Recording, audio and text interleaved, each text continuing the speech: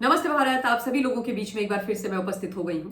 निवेदन सिर्फ इतना सा है कि इस वीडियो को आप लोग लाइक कीजिएगा, अंत तक देखिएगा, शेयर कीजिएगा और बेल आइकन को हिट करते हुए चैनल को जरूर सब्सक्राइब कर लीजिएगा। पाकिस्तान को 3 से 4 दिन के अंदर देश के प्रधानमंत्री मोदी जी घुटनों पर लेके आ गए। अपने आप को बहुत बड़ी न्यूक्लियर पावर बताने वाला और बार बार न्यूक्लियर की धमकी देने वाला पाकिस्तान घुटनों पर आ गया, रो रहा है। पाकिस्तान को समझ में नहीं आ रहा है कि अब वो क्या करे। और इसकी ये जो बुरी हालत है, हमारी जांबाज सेनाओं ने पाकिस्तान के नाक पर, उसकी छाती पर चढ़ करके गोली मार करके की है ना। और अब जो खबरें निकल करके आ रही हैं पाकिस्तान से, पाकिस्तान के जो गांव के लोग हैं उनके माध्यम से, वो पाकिस्तान के लिए बहुत बुरी न्यूज है। और न्यूज क्या है? वो ये है कि भाई इनके यहां न्यूक्लियर जो धमाका हुआ था किराना हिल्स में, उसके रेडिएशन फैल रहे हैं चारों तरफ। और उसकी वजह से सरगोदा के आसपास, किराना हिल्स के आसपास के जो गांव हैं, वहां पर भयंकर बीमारियां फैल रही हैं। लोगों का जीना मुश्किल हो गया है। उल्टी दस्त लोगों को लग चुके हैं। और इस गांव के आसपास के जो लोग हैं वो लगातार वीडियो बना बना करके सोशल मीडिया में डाल रहे हैं और ये कह रहे हैं कि हमको, हमारे घरों को, हमारे गांव को इमीडिएटली खाली करके शिफ्ट होने के लिए कहा जा रहा है। हमें समझ में नहीं आ रहा कि हमारे साथ ऐसा क्यों हो रहा है, लेकिन हम बीमार पड़ रहे हैं। और इसके रिस्पॉन्स में उनके जो रिश्तेदार हैं वो उनको कह रहे हैं कि भैया तुम वहां से निकलो, कराची वराची की तरफ चले जाओ, वहां पर कुछ भी तुमको पानी है या वहां पर उग रही सब्जी या फ्रूट्स है उनको मत खाओ, तुम्हारी हालत खराब हो जाएगी। ये इसीलिए क्योंकि वहां पर न्यूक्लियर की रेडियो एक्टिव जो वेव्स हैं वो फैल चुकी हैं, ठीक है ना। और हमने ये खबर लगातार सुनी थी, और सुनी क्या थी, मैंने तो ये सब खबर ब्रेक करी है अपने चैनल पर, लाइव जो किए थे एयर कमोडोर कार्तिकेय काले एवीएसएम ने मेरे चैनल पर आकर के, उन्होंने ये पूरा डिटेल में एक एक चीज समझाई है कि क्या हुआ है किराना हिल्स के अंदर। किराना हिल्स जो सरगोदा के पास है, वहां पर जब अटैक किया इंडियन एयरफोर्स ने, तो वही बताया जा रहा है कि इनका जो वहां पर न्यूक्लियर स्टोरेज फैसिलिटी है उसका थैंक यू वेरी मच हो गया, बर्बाद हो गया, है ना। और इसीलिए जैसे ही हमारी आईएफ ने सरगोदा को अटैक किया, स्ट्राइक किया, वहां पर मिसाइल मारी, वहां पर बॉम्ब मारे, उसके तुरंत बाद ये खबरें आने लगी कि भाई वहां पर तो बड़े बड़े भूकंप के झटके आ रहे हैं। 4.0 के, 4.05 के, 5.02 रिक्टर स्केल के भूकंप आ रहे हैं। अचानक से भूकंप कैसे आने लगे? इसीलिए ना कि भाई इन्होंने जो अपनी उस किराना हिल्स के अंदर पूरा न्यूक्लियर संभाल करके रखा हुआ था वो फट गया, और उसके बाद वहां पर धमाके होने आरंभ हो गए, वहां पर रेडिएशन होने आरंभ हो गए, और उसके बाद ये सारे चीजें हो गई। अच्छा, अब ये जो पूरा ये खबर निकल करके आ रही है कि वहां पर रेडिएशन हो रहे हैं, उसको इसलिए भी विश्वास किया जा सकता है क्योंकि पाकिस्तान के रावलपिंडी के अंदर इजिप्ट की एक फ्लाइट गई है। अच्छा, अब आप बोलेंगे कि इजिप्ट की फ्लाइट गई है तो इसमें कौन सी बड़ी बात है? बड़ी बात यह है कि इजिप्ट की इस फ्लाइट के अंदर बहुत बड़ी मात्रा में वहां पर बोरोन गया है, और जो बोरोन होता है उसका जो प्रयोग होता है वो न्यूक्लियर की जो रेडियो एक्टिव वेव्स होती हैं उनको न्यूट्रलाइज करने के लिए किया जाता है। तो अगर इनके यहां पर इनका जो पूरा न्यूक्लियर फैसिलिटी है उस पर कोई धमाका नहीं हुआ, रेडिएशन नहीं हो रही है, तो भाई तुमको इजिप्ट से बोरोन मंगाने की जरूरत ही क्यों पड़ी, है ना। पड़नी नहीं चाहिए थी। यानी कि तुम्हारी बैंड बज गई है, तुम अब निपटने वाले हो, और वहां पर लाखों लोगों की जान को खतरा है। दूसरा, इसलिए भी विश्वास किया जा सकता है, जो सोर्सेस के हिसाब से खबर आ रही है, पुख्ता सोर्सेस के हिसाब से, कि यूएस का एक एयरक्राफ्ट है जिसको बोलते हैं यूएसबी 350 AMS। ये जो एयरक्राफ्ट है ये पाकिस्तान के ऊपर लगातार उड़ता हुआ दिखाई दिया है, और ये जो एयरक्राफ्ट है इसका इस्तेमाल किसी भी देश के अंदर तब किया जाता है जब किसी न्यूक्लियर इमरजेंसी को हैंडल करना हो। तो भाई अगर पाकिस्तान के अंदर कोई न्यूक्लियर इमरजेंसी नहीं है तो ये यूएसबी 350 AMS क्यों उड़ रहा है वहां पर?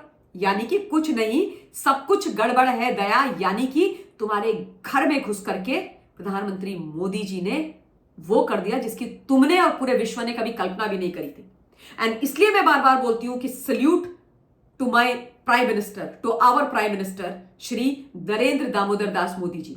ये न्यूक्लियर कहने वाले देश को उनके घर में घुस करके जो मारा है, ये एक बहुत करेजियस, देशभक्त, अपने देश के लोगों से प्यार करने वाले प्राइम मिनिस्टर ही कर सकते हैं, जिनके मन में चुभ गया, दिल में अंदर तक दर्द हो गई कि तुमने मेरे 26 निर्दोष लोगों को मारा, उनका रक्त बहाया, अब मैं तुमको छोड़ूंगा नहीं। और प्रधानमंत्री जी ने कल साफ बोला, परसों राष्ट्र के नाम संदेश में उन्होंने बोला कि ये जो तुम लगातार धमकी देते रहते हो ना न्यूक्लियर पावर की, ये अपनी जेब में रखो। इनफैक्ट कल जब वो आदमपुर गए थे तब भी उन्होंने बोला कि ये न्यूक्लियर की धमकी हमें मत देना, इसको तुम अपनी जेब में रखो, ये हम यहां पर सहने के लिए नहीं आए हैं।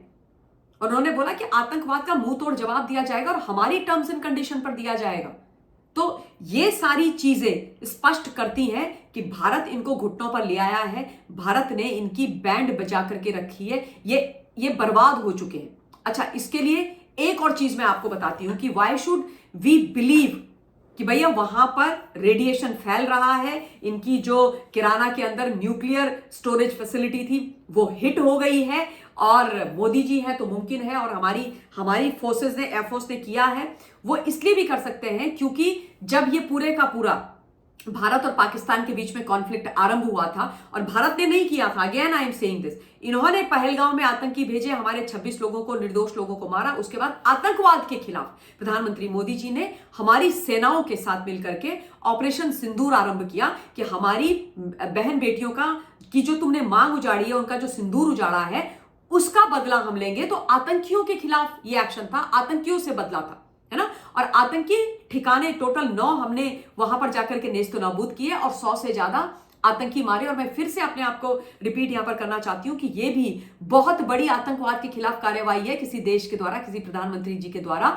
कि घर में घुस करके उनकी छाती में जाकर के उनको ठा करके खत्म कर दिया, उनको सुला दिया। और ये पाकिस्तान नहीं देख पाया। सोचिए आप, आतंकवाद के खिलाफ खड़े होने के बजाय उन्होंने क्या किया, हमारे मिलिट्री सिविल जो एस्टेब्लिशमेंट है, हमारे मंदिर, हमारे चर्च, हमारे गुरुद्वारों के ऊपर अटैक करना आरंभ कर दिया। और उसके बाद हमने उनके मिलिट्री बेसिस को, एयर बेसिस को अटैक किया, 11 के 11 को बर्बाद करके रख दिया, है ना। और जब ये सारी चीजें चल रही थी ना, उस समय मिस्टर डोनाल्ड ट्रंप और इनके जो मिस्टर वेंस हैं, इनका स्टेटमेंट आई एम श्योर आप सब लोगों ने सुना होगा। क्या बोल रहे थे ये कह रहे थे कि we got nothing to do with this entire situation और progress whatever is happening between India and Pakistan. उन्होंने बोला हमें इससे कोई लेना देना नहीं, है ना। लेकिन जैसे ही इंडियन एयरफोर्स ने सरगोदा के ऊपर अटैक किया, सरगोदा को हिट किया, और सरगोदा के बगल में किराना हिल्स है, समझिए आप खेल, है ना।